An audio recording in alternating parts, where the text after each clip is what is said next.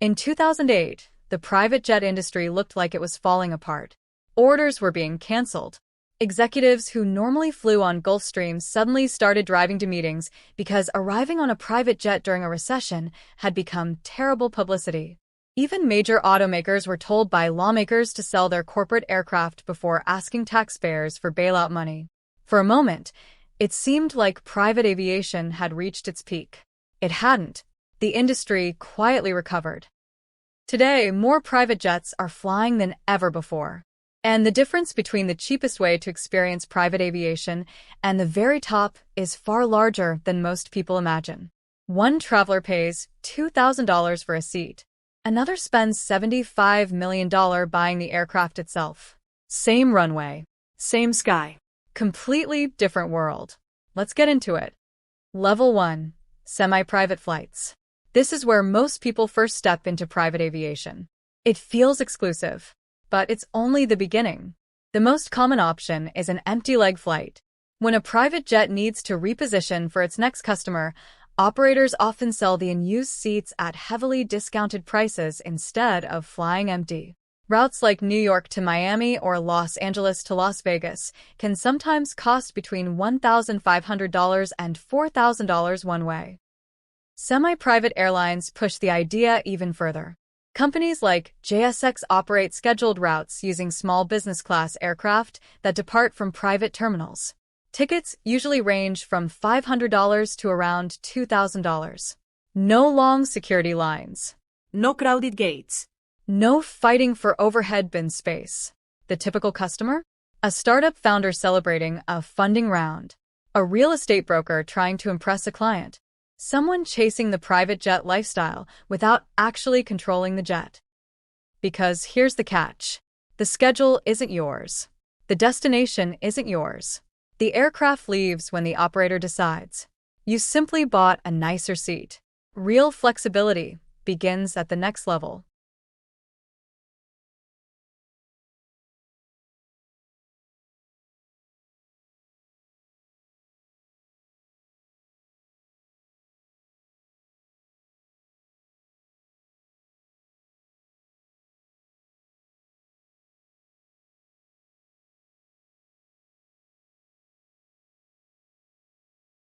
Level 2. Chartering your own jet. This is where private aviation truly starts. Instead of fitting your plans around the flight fits around your plans. You choose the departure time. You choose the airport. The airplane waits for you.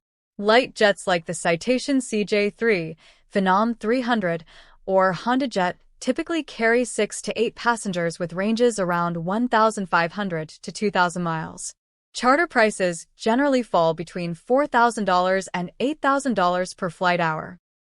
A round trip between New York and Miami usually costs somewhere around $25,000 to $35,000. The experience is completely different.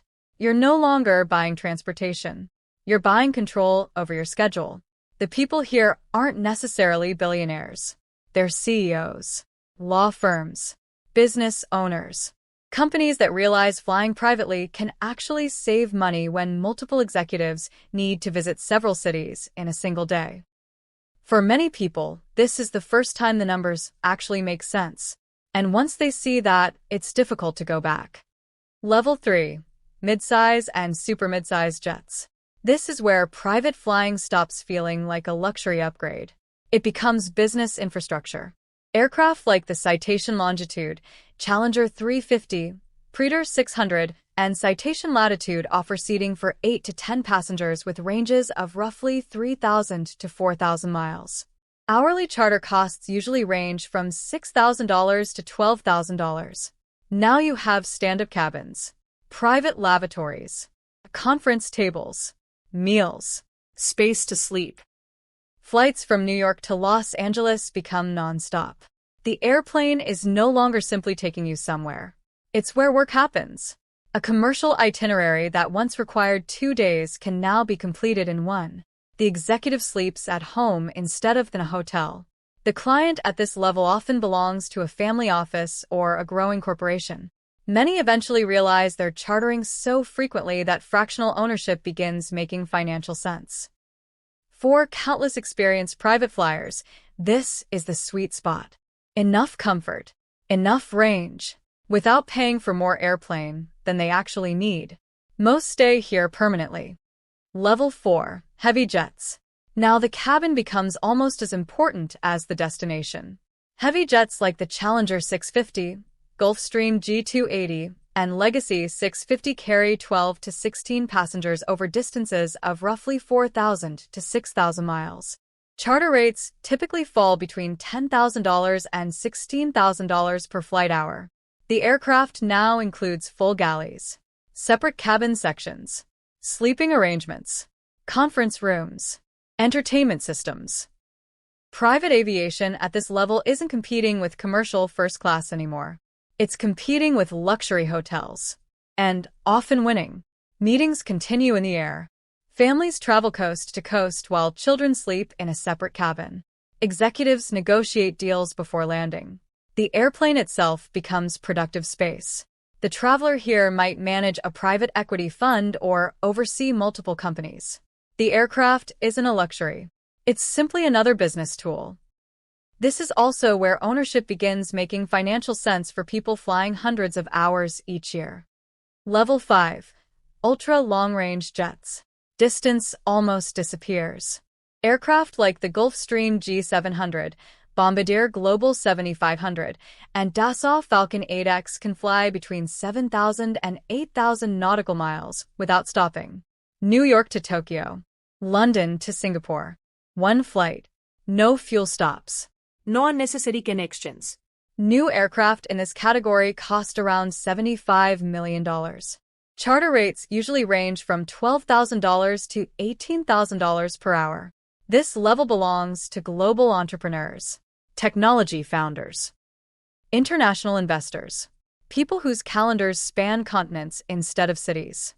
Their office simply happens to fly at nearly the speed of sound. When one of these aircraft arrives, people notice.